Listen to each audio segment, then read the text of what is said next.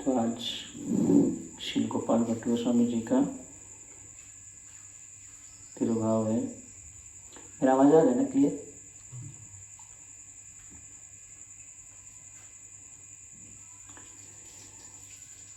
तो जब Chaitanya Mahaprabhu south India tour पे जाते हैं तो वहाँ पे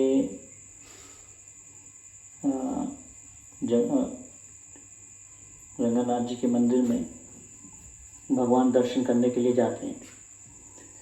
तो जब चैतन्य महाप्रभु वहाँ रंगनाथ जी के मंदिर में दर्शन करने के लिए जाते हैं तो वहाँ पे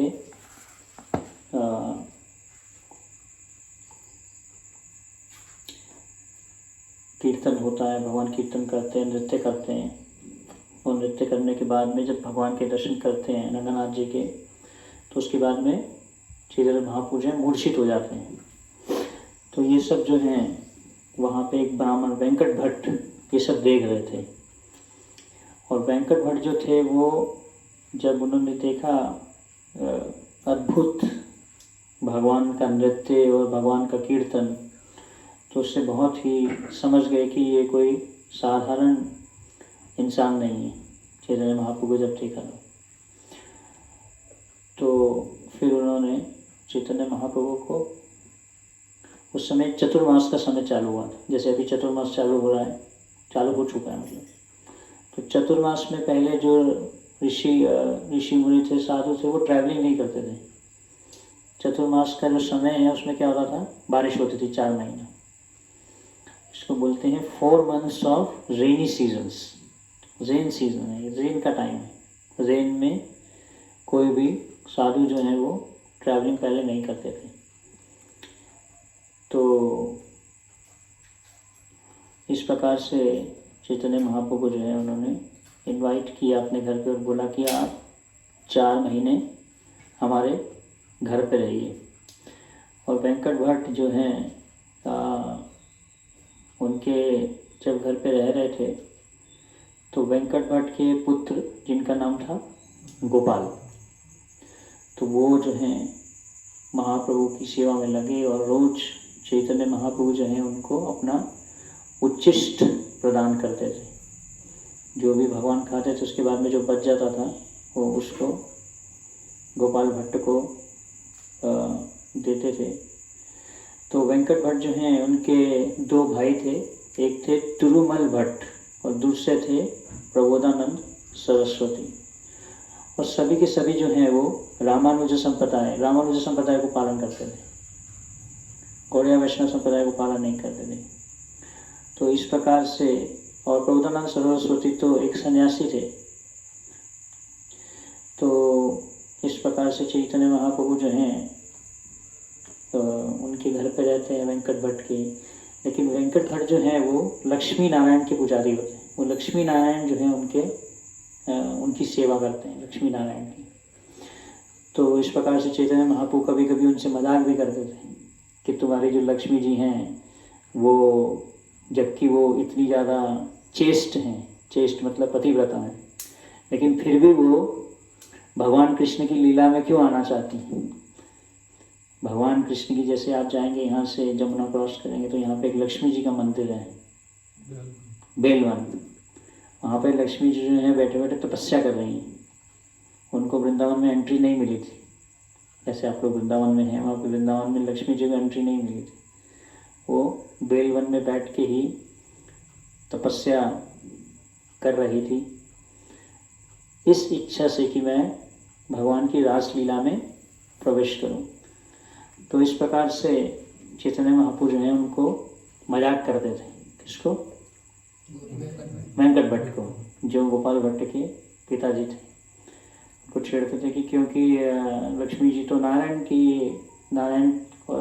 के साथ में उनको रहना चाहिए, उनको क्यों कृष्ण की लीला में आना है।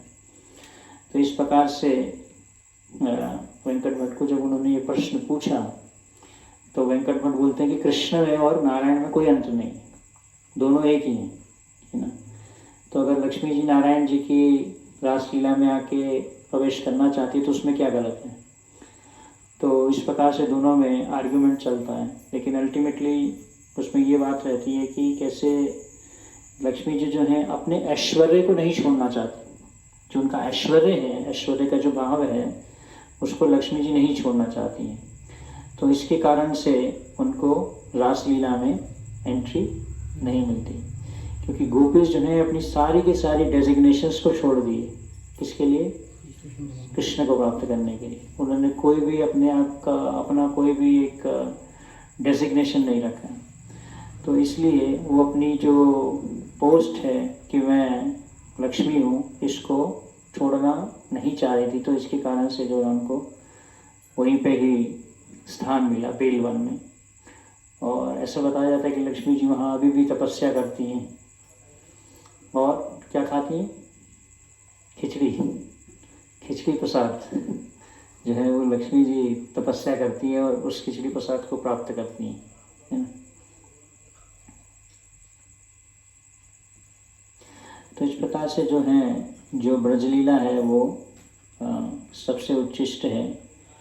और उसमें इवन शिव जी भी जब एंट्री करना चाहते थे तो उन्होंने भी जो है अपने शरीर को बदला था और गोपेश्वर के रूप में उन्होंने प्रवेश किया।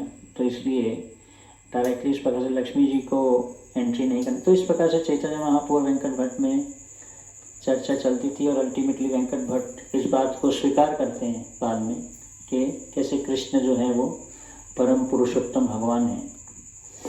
तो इस प्रकार से चैतन्य महाप्रभु अलग अलग लीलाएं करते हैं और उनके घर पे रहते हैं। और जब चैतन्य महाप्रभु चतुर्मास का समय खत्म होने के बाद में जाने लगे होते हैं तो सभी के सभी लोग जो हैं रोने लग जाते हैं कि आप अभी मत जाइए।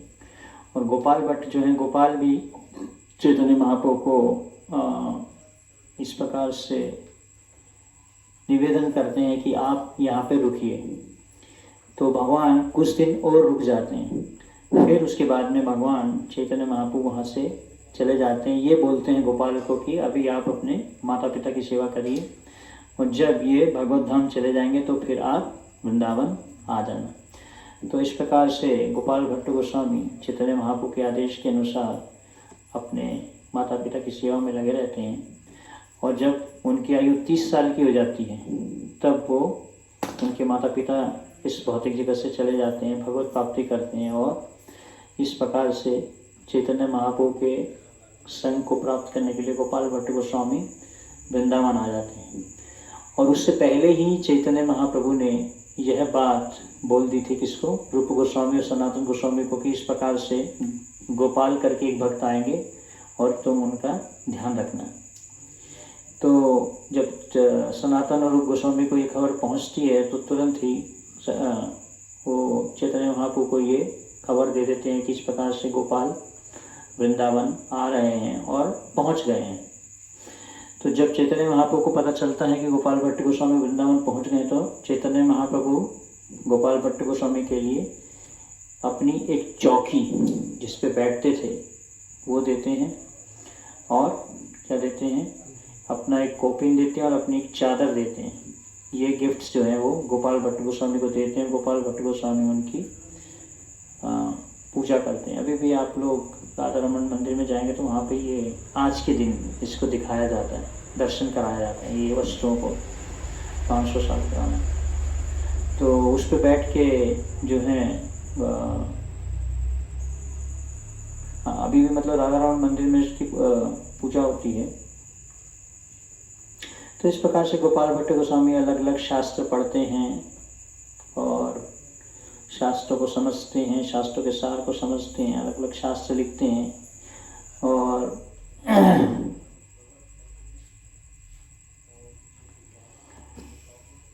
तो एक बार गोपाल भट्ट गोस्वामी बहुत विरह महसूस कर रहे होते हैं चैतन्य महाप्रभु से, गौरांग महाप्रभु से। तो गौरांग महाप्रभु उनको सपने में आते हैं और बोलते हैं कि अगर तुम मुझसे मिलना चाहते हो तो तुम कहाँ जाओ? गंडकी जाओ। गंडकी, नेपाल में गंडकी करके एक नदी है, उसमें जाके स्नान करो। तो गंडकी नदी है जहाँ से शालिग्राम जी प्रकट होते हैं। शालिग्राम शिला, वहाँ पे एक माउंटेन है जहाँ से शालिग्राम निकलते हैं और गंडकी नदी में प्राप्त होते हैं। इस प्रकार से जब वो स्नान कर रहे होते हैं वहाँ पे गंडकी नदी में तो कमंडल से स्नान कर रहे होते तो बार बार उनके कमंडल में बहुत सारे शालिग्राम आते हैं। तो एक बार स्नान करते हैं, एक बार ऐसे करते हैं, एक बार फिर निकाल देते हैं, फिर दोबारा करते हैं, फिर दोबारा 12 के 12 शालिग्राम दोबारा आ जाते हैं, फिर निकाल देते हैं, फिर तीसरी बार करते हैं, दोबारा आ जाते हैं। शालिग्राम से बहुत सारे शालिग्राम उनके कमंडल में आ जाते हैं। तो उनको लगता है कि भगवान की कुछ इच्छा है कि मैं ये शालिग्राम को लेके जाऊं। तो इस प्रकार से गोपाल भट्ट गोस्वामी जो हैं वो 12 शिलाओं को लेके वृंदावन में आ जाते हैं। और जब वृंदावन में आ जाते हैं तो उन शिलाओं की सेवा करना चालू कर देते हैं। तो एक बार क्या होता है कि एक बहुत बड़ा बिजनेसमैन, एक व्यापारी वृंदावन में आते हैं और वो सबको जो है भगवान के वस्त्र बांट रहे होते हैं। तो गोपाल भट्ट को भी बोलते हैं कि तुम भी जो है ये वस्त्र रख लो। वो बोलते हैं कि लेकिन मेरे पास में तो भगवान का विग्रह है ही नहीं, मेरे पास तो क्या है, शिला है। शिला को तो कुछ भी ड्रेसिंग नहीं करते, उनको कुछ भी वस्त्र नहीं पहनाते। तो इस प्रकार से गोपाल भट्ट जो हैं वो गोपाल भट्ट को बोलते हैं कि आप इनको रख लो। इस प्रकार से गोपाल भट्ट जो हैं उनको रख लेते हैं वस्त्रों को। और फिर एक बार गोपाल भट्ट गोस्वामी जो है सुबह स्नान करने जाते हैं जमुना में। वहाँ से जमुना बहुत पास थी उस टाइम में।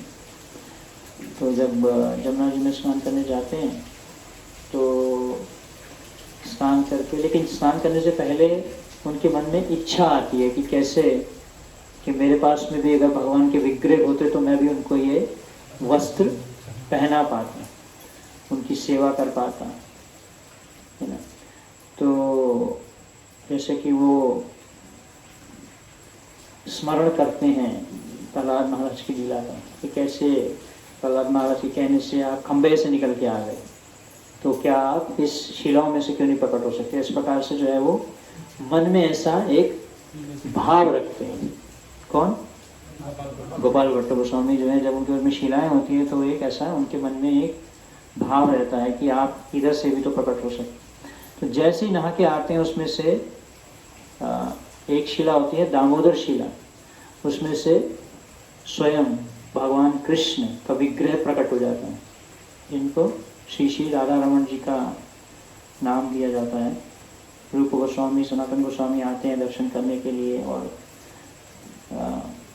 तो इस प्रकार से हम देखते हैं कि कैसे गोपाल भट्ट गोस्वामी जो हैं उन्होंने इच्छा की और स्वयं भगवान राधा रमन जी के रूप में प्रकट होते हैं। वृंदावन में अगर आप देखेंगे तो इस प्रकार से सप्त देवालय हैं, 6 गोस्वामियों के अलग अलग मंदिर हैं, सप्त देवालय, 7 इम्पॉर्टेंट टेम्पल्स हैं यहाँ पे। तो उसमें से गोस्वामीज के जो मंदिर हैं उनमें से 3 मंदिर सबसे ज़्यादा पॉपुलर और नोन है, राधा मदन मोहन, गोविंद देव, गोपीनाथ, 3 मंदिर। और उनमें से सबसे इम्पोर्टेंट, तो अगर आप देखेंगे कि इन 3 मंदिर में से संबंध, अभिजय, प्रयोजन, तीनों एक एक चीज़ को रिप्रेजेंट करते हैं, है ना। सनातन गोस्वामी के जो विग्रह थे मदन मोहन जी, सनातन गोस्वामी जो हैं वो संबंध के आचार्य थे, है ना। फिर अभिदय, प्रयोजन, तो इस प्रकार से गोविंद देव और गोपीनाथ, गोपीनाथ प्रयोजन, गोविंद देव अभिदय, अभिदय मतलब प्रोसेस। तो इसलिए हर एक व्यक्ति का संबंध है क्या भगवान से, कि वो क्या है, भगवान का दास है। और अभिदय क्या है, प्रोसेस क्या है, श्रवण और कीर्तन। हमें क्या प्रोसेस दिया गया है, चैंटिंग हरे कृष्णा, सुनना, नाम, भगवान के नामों को सुनना। और प्रयोजन क्या है, प्रयोजन मतलब goal, to attain love of Krishna. तो जैसे कि जो फेस है भगवान कृष्ण का वो कैसा लगता है, मदन मोहन जी की तरह। मदन मोहन जी जो हैं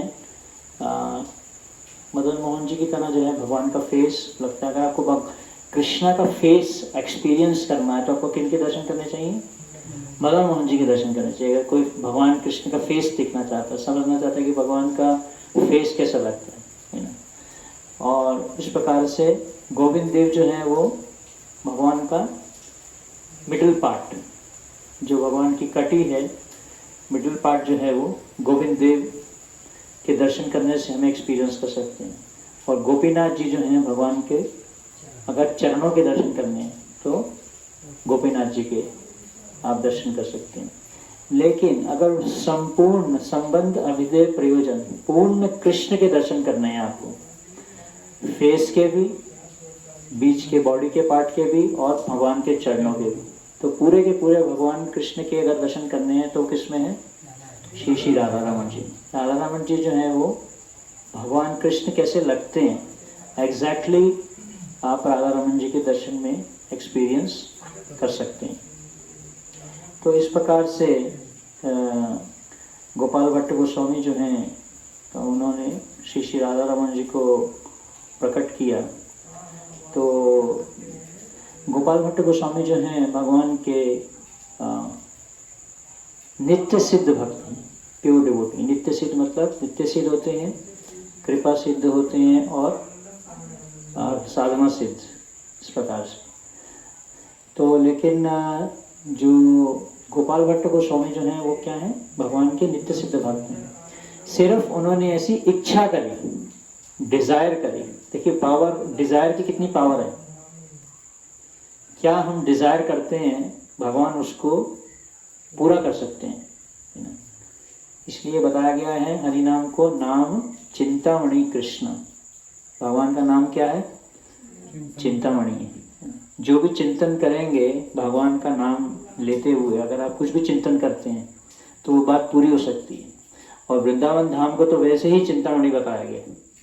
चिंतामणि सकल सुकल्प वृक्ष रक्षावती सुरभि अभिपालयन। तो ब्रह्मा जी प्रार्थना करते हैं कि वृंदावन धाम जो है वो क्या है? चिंतामणि धाम है ना।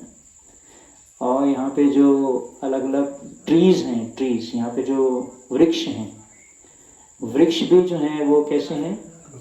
चिंतामणि है वृक्ष। वृक्ष के नीचे भी कोई भी वृक्ष है वो साधारण वृक्ष नहीं है। यहाँ पे वृंदावन में कोई भी वृक्षों को काटता नहीं है, क्योंकि वृक्ष जो है बहुत ही भगवान को रिप्रेजेंट करते हैं यहाँ पे। They are devotees. यहाँ पे कुछ भी वस्तु जो है धाम में साधारण नहीं समझना चाहिए। कुत्ते को भी साधारण नहीं समझना चाहिए। कभी कभी हम कुत्ते को लात मार देते हैं, भगा देते हैं, या बंदर है, अलग अलग आप यहाँ पे देखते हैं बहुत सारे जीव हैं, इतने सारे। तो कोई भी जीव जो है वो साधारण नहीं है ना। तो धाम में किसी भी चीज़ को हमें साधारण नहीं लेना चाहिए। तो इस प्रकार से जो है गोपाल भट्ट गोस्वामी इच्छा करते हैं, और जैसे ही इच्छा करते हैं स्वयं, तो इसलिए प्योर डिवोटी जो होते हैं, जैसे प्रभुपाद जी ने इच्छा करी कि पूरे दुनिया में क्या हो? भगवत भक्ति का प्रचार हो। प्रभुपाद जी ऐसा विजुअलाइज करते थे। जाने से पहले बार बार, प्रभुपाद जी के पास में कुछ भी नहीं था, कुछ भी प्रीचिंग नहीं था, कुछ नहीं था। प्रभुपाद बार बार किससे विजुअलाइज करते थे? तो प्रीचिंग हैपन्स बाय विजुअलाइजेशंस। अगर आपको प्रचार करना है, किसी को भक्त बनाना है, सपोज आपके माता पिता को या किसी को परिवार के व्यक्ति को आप भक्त बनाना चाहते हैं और पता है कि वो भक्त नहीं बन सकता या नहीं भक्त बन रहा, आप विजुअलाइज करिए उनको तिलक लगाइए डेली कि उन्होंने आज जो तिलक लगाया हुआ है, आज उन्होंने माला पकड़ी हुई जप कर रहे हैं, आप उन्होंने धोती कुर्ता पहना हुआ है। तो विजुअलाइजेशन, इस प्रकार से प्रीचिंग हैपन्स बाय विजुअलाइजेशंस, है ना, बाय डिजायरिंग।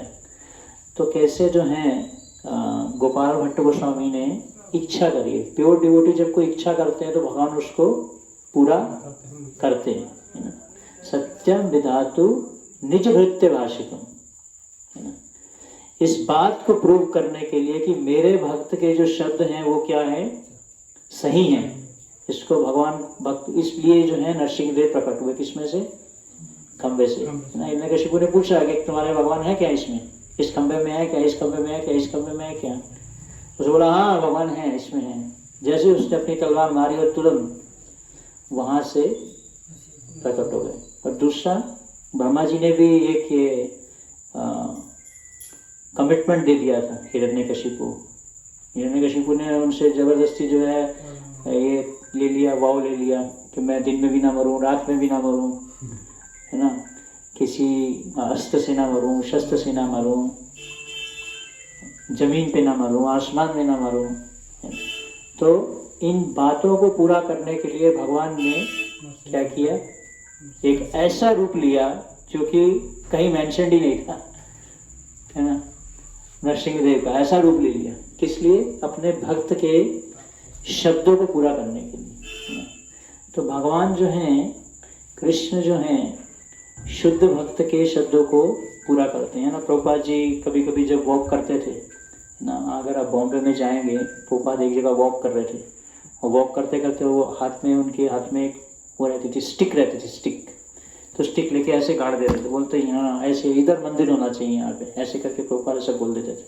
इवन यहाँ पे भी जब ये चट्टीकर रोड पे प्रभुपाद वॉक करते थे तो यहाँ पे बहुत बड़े बड़े बिजनेसमैन वॉक करते थे उस टाइम। यहाँ पे कोई नहीं आता था, ये जंगल था जहाँ पे अभी कृष्ण बलराम मंदिर आप देखेंगे जाके, तो यहाँ पे कोई नहीं आता था, यहाँ पे बस लोग वॉक करते थे आके। यहाँ पे कोई मंदिर नहीं था, कुछ नहीं था। प्रभुपाद ने बस ऐसे इच्छा करी कि यहाँ पे मंदिर होना चाहिए, लेकिन सबने बोला यहाँ पे कौन आएगा, यहाँ पे कोई भी नहीं आएगा, ये तो जंगल है, यहाँ पे कौन आएगा। आज से 40-50 साल पुरानी बात है, कौन आएगा यहाँ पे इधर इस मंदिर में दर्शन करने के लिए, है ना। लेकिन प्रभुपाद ने ऐसी इच्छा करी कि यहाँ पे जो है एक मंदिर हो, ऐसा मंदिर होना चाहिए। और कैसे जो है, जो सराफ फैमिली जो है वो तुरंत प्रभुपाद को लैंड देने के लिए तैयार हो गए और फ्री में उन्होंने लैंड दिया। उसकी पूरी एक स्टोरी है, अगर आप पढ़ेंगे तो भगवान अपने जो शुद्ध भक्त हैं उनके शब्दों को पूरा करते हैं, है ना। उनके शब्दों को अगर हम पालन करते हैं, उनके मुख से अगर कोई बात निकल गई शुद्ध भक्तों के मुंह से, तो वो भगवान उसको क्या करते हैं? पूरा करते हैं। प्रभुपाद ने बोला, जैसे भक्तिविनोद ठाकुर ने बोला कि पूरे दुनिया से जो हैं यहाँ पे मायापुर में भक्त आएंगे, जापान, चाइना, और सब लोग जो है यहाँ पे हरे कृष्ण का कीर्तन करेंगे। उस टाइम में किसी ने ऐसा इमेजिन नहीं किया था। पहली बार जो है प्रभुपाद जी यहाँ पे वाइट एलिफेंट्स, उनको बोलते थे वाइट एलिफेंट्स, उनको लेके आए थे, अंग्रेजों को लेके आए थे। सब लोग हैरान हो गए थे। चारों तरफ प्रभुपाद ने कीर्तन किया, उनको ले जाके सारे दुनिया में जो है एकदम से पूरा का पूरा जो है हड़कंप मच गया था कि ये क्या हो गया एकदम से। तो जो भगवान के जो भक्त हैं, जब वो इच्छा करते हैं, है ना, तुम्हारा इच्छा है सदा, तुम्हारा इच्छा है सदा सृजन संगार। भगवान की इच्छा से ही क्या होता है? सृजन होता है। भगवान की इच्छा से ही संहार होता है ना। सब कुछ जो है इस दुनिया में कैसे चलता है? भगवान की इच्छा से चलता है, इसलिए वो परफेक्ट है। ओम पूर्णमदः पूर्णमिदं पूर्णात् पूर्णमुदच्यते। जो कुछ भी हो रहा है इस दुनिया में वो क्या हो रहा है? भगवान की इच्छा से हो रहा है, और वो इसलिए परफेक्ट हो रहा है, इसलिए वो सही चल रहा है ना। तो इसलिए जब गोपाल भट्ट गोस्वामी ने ऐसी इच्छा की और स्वयं राधा रमन जी जो हैं उस शिला में से, दामोदर शिला में से प्रकट हुए,